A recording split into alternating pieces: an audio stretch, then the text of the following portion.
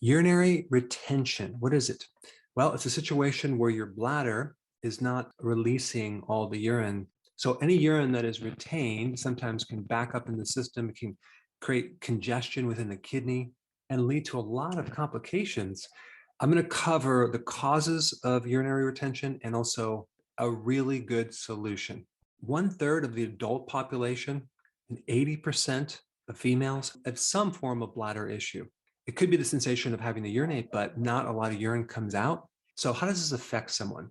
Well, the kidney is a filter, and it's supposed to filter the blood. It works very closely with the liver, which, by the way, also filters out the blood to some extent. It helps to break down caffeine, alcohol, medications, toxins. And so the liver and the kidney work together.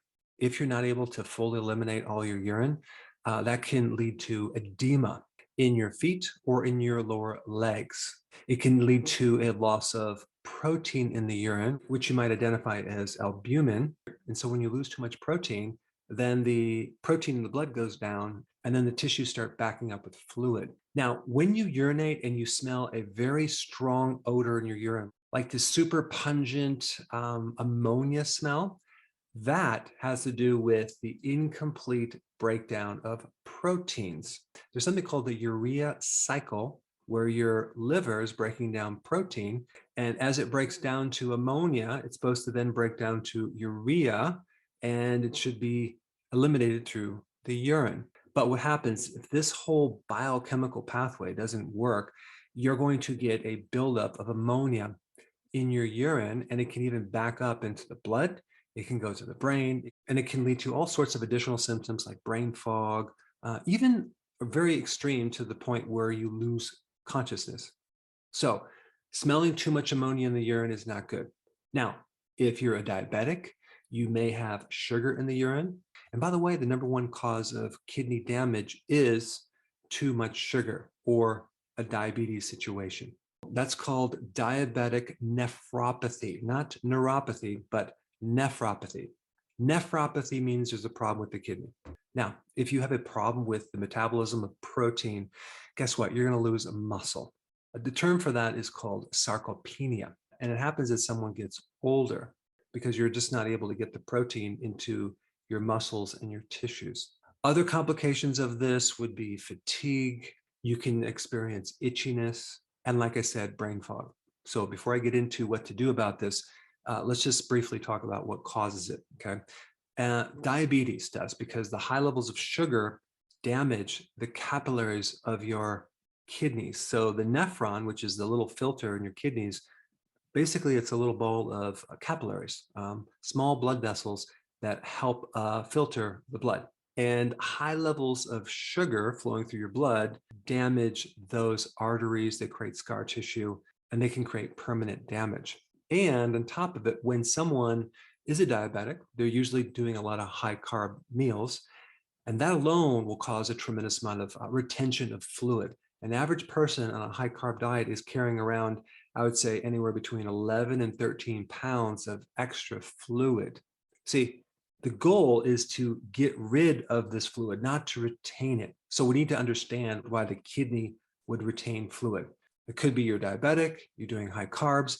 It could be simply you're just getting older and you're naturally going to have a loss of these little nephrons or filters in the kidney. Now, it also could be an enlarged prostate pushing up into the bladder. That can cause you to retain urine as well. Or if you're female, you have a fibroid, which is pushing up into the bladder. Now, another common situation is the huge amount of sodium people consume with very, very low amounts of potassium.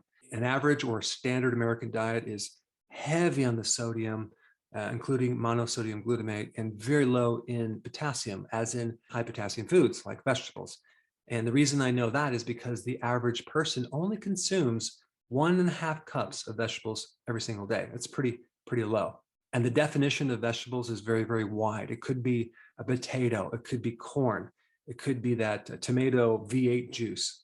All right, another common cause of bladder retention is a problem with the autonomic nervous system. That's the system that controls the contraction and relaxation of the urinary bladder. as well as a lot of the valves in your private part.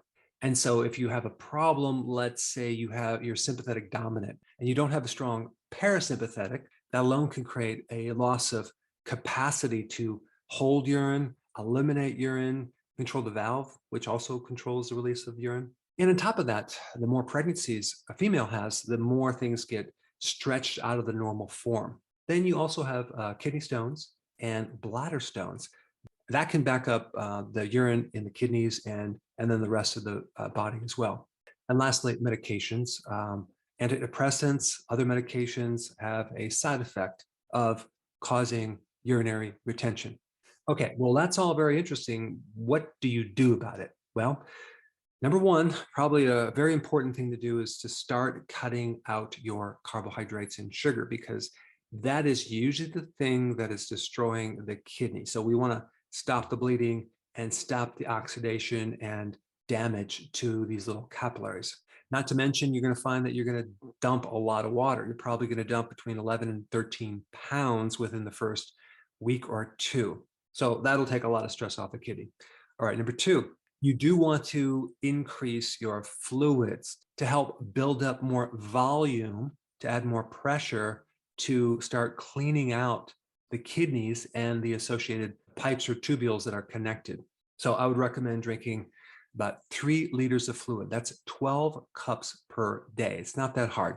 And I would highly recommend that you drink this in the first part of the day, not the second part of the day, especially right before bed.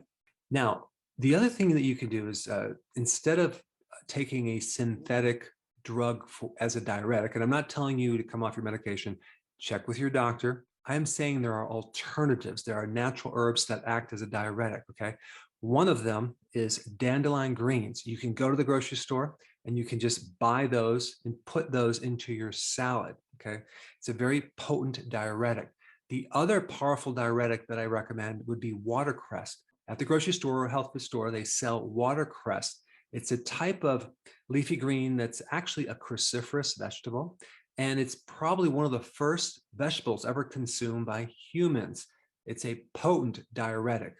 Now, next point is potassium. You want to increase your potassium. Why? Because potassium is a natural diuretic. It pushes fluid out.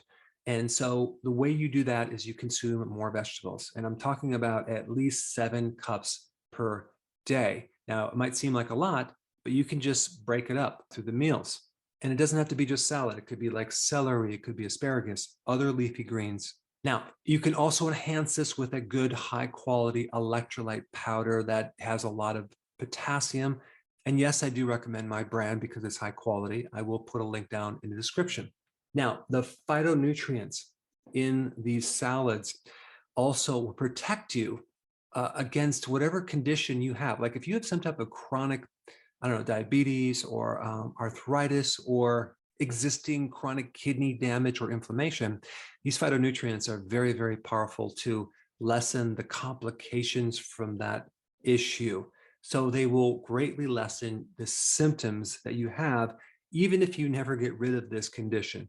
And lastly, if you have this strong ammonious type urine, this odor, it wouldn't make sense to start overloading the liver and kidney with more protein.